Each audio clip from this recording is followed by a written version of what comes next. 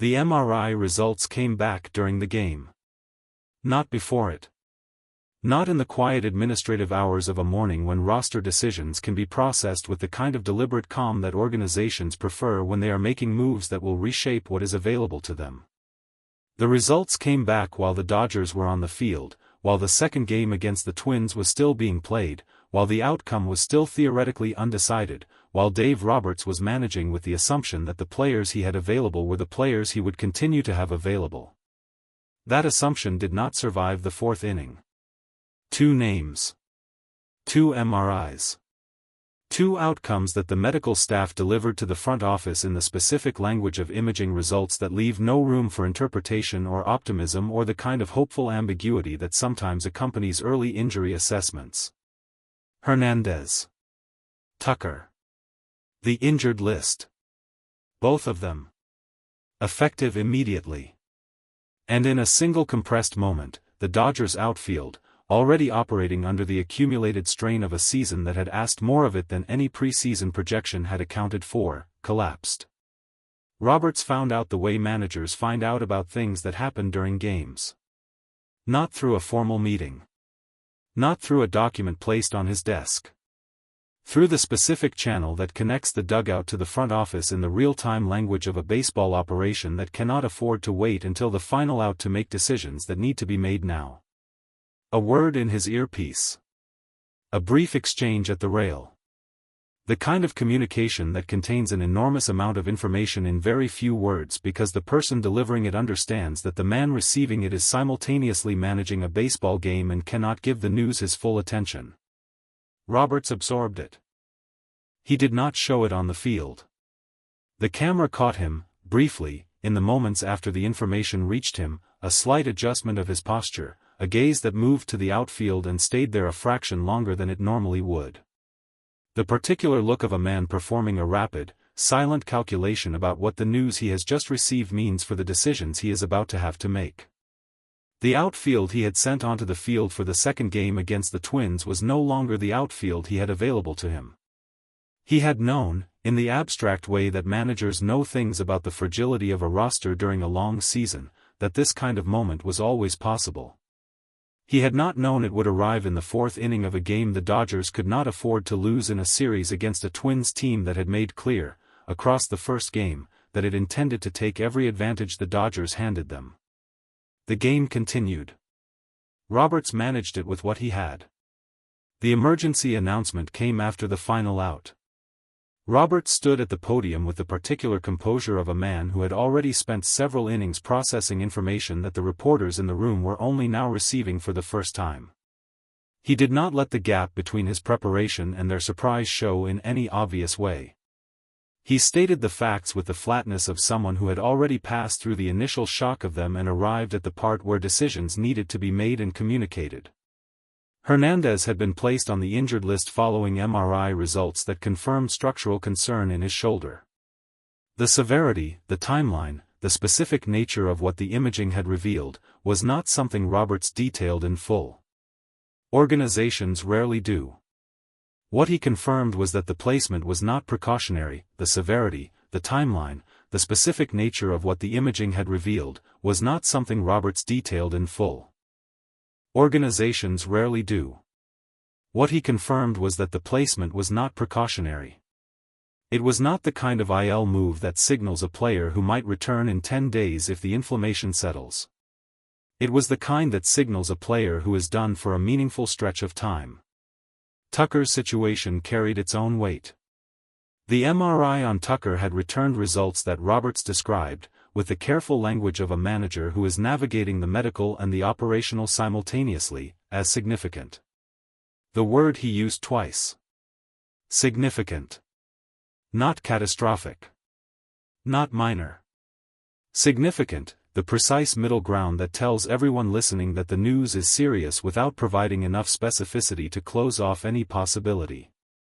2 players. 2 injured lists. 1 announcement. The room absorbed it in the way rooms absorb things that are large enough to require a moment before the questions begin. But the announcement did not end there.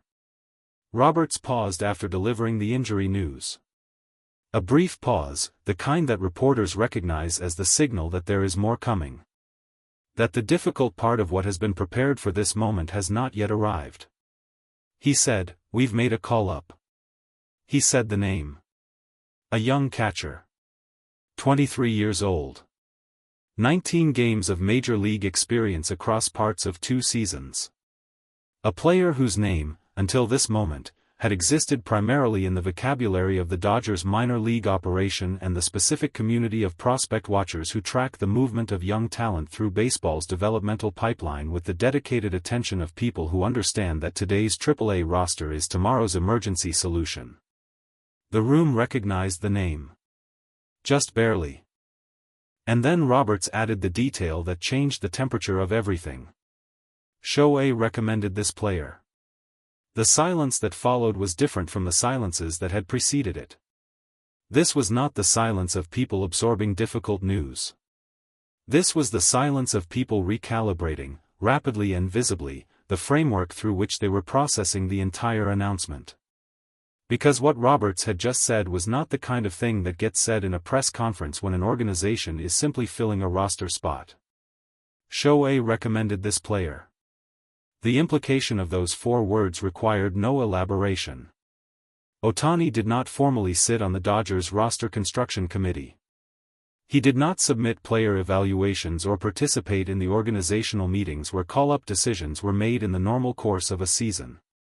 His job description, as understood by every conventional definition of what a baseball player's job description contains, did not include identifying catchers in the minor league system and communicating to the front office that a specific one deserved a chance. And yet, the GM had made the call. The young catcher was on his way. And Roberts was standing at a podium saying, without any apparent hesitation about how it would land, that the person who had brought this player to the organization's attention was Shohei Ohtani.